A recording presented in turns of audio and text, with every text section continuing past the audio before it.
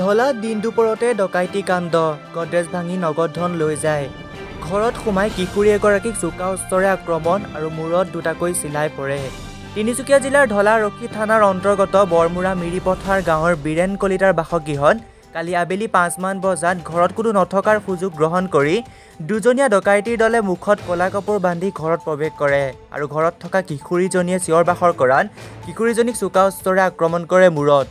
দলটোৱে ঘৰৰ ভিতৰত দুটা স্থানত জুই লগাই দিয়াৰ লগতে ঘৰৰ সকলো বস্তু লণ্ডভণ্ড কৰে কিশোৰীজনীয়ে চিঞৰ বাখৰ কৰাত ওচৰৰ সকলো ৰাইজ ওলাই আহোঁতে ডকাইতৰ দলটোৱে পলায়ন কৰে বুলি সাংবাদিকক জানিবলৈ দিছে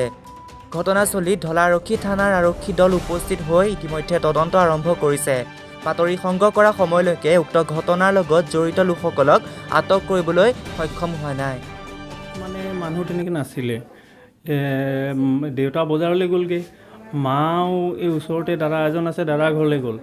ঘৰত অকল সৰু ছোৱালীজনী আছিলে তাইও বেক চাইডে আছিলে কিবা কামত বিজি হৈ আছিলে তেনেকুৱাতে কোনফালৰ পৰা দুৱাৰ খোলা আছিলে মানুহ ল'ৰা দুটা সোমালে বোলে সোমাই ভাইটিৰ ৰুমত গডৰেজ খুলি কিবা হেৰি কৰি আছিলে তেনেকুৱা শব্দ শুনি পেলাই তাই আহি পেলাই ক'লে তহঁতি কোন বুলি চিঞৰ বাখৰ কৰিলে তাইক খেদি গৈ সিহঁতে পিছফালৰ পৰা তাইক ধৰি মুখত সোপা দিলে তাৰপিছত তাই সিহঁতৰ পৰা মানে ঝাটকা মাৰি এৰুৱাই পেলাই তাই গুচি যাওঁতে দৌৰি আগফালে যাওঁতে তাইক পিছফালৰ পৰা দাখন লদিয়াই দিলে তাইৰ গাত তাৰপিছত তাইৰ মূৰত অকণমান লাগিছে সেয়াই আৰু বাকীটো গম নাপাওঁ বস্তু এতিয়া একো গম পোৱা নাই এতিয়া আমি সেইখিনি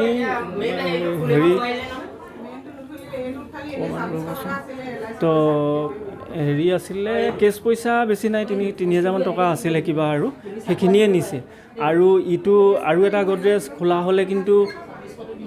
তাত সোণৰ গহনাখিনি আছিলে সেইখিনি নিব পাৰিলেহেঁতেন বোৱাৰীজনীৰ কিন্তু সেইটো খুলিবলৈ সিহঁতে সুবিধাটো নাপালে আৰু ছোৱালীজনী চিঞৰ বাখৰ কৰাৰ কাৰণে ওচৰৰ মানুহ আহিলে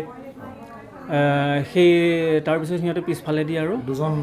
দুজন আছিলে বুলি ছোৱালীজনীয়ে কৈছে আৰু মুখত কলা কাপোৰ বন্ধা আছিলে বোলে কাপোৰ বান্ধি আহিছে বোলে সেইখিনি আৰু আমি গম পোৱা তেতিয়ালৈকে